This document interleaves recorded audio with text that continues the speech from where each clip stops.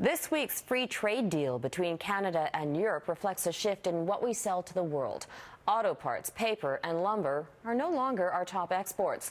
It's now minerals and oil and mining technology. There's also a new export niche for Canada: our fiscal know-how. Our Europe Bureau Chief Stuart Greer explains. It is the center of global finance. London is where the world's wealthy come together to wheel and deal. And more Canadians are at the heart of the action. Halo Financial is a foreign currency dealer servicing the growing trade between Canada and Europe.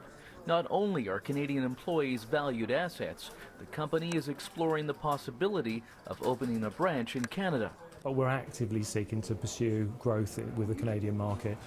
This agreement has come at a terrific time for us. What Canada sells abroad is now more diverse than ever. Our minerals, chemicals, oil, and food are in top demand in Europe.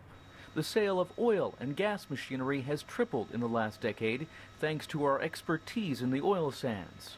And the financial sector, along with things like banking and insurance services, have become unexpected Canadian exports as well. The Canadian economy is held in very high esteem around the world.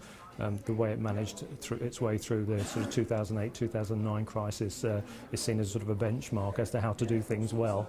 That respect is reflected in Canadians being hired to some high-profile positions overseas, like Mark Carney as the head of the Bank of England and Moya Green as the boss of Royal Mail.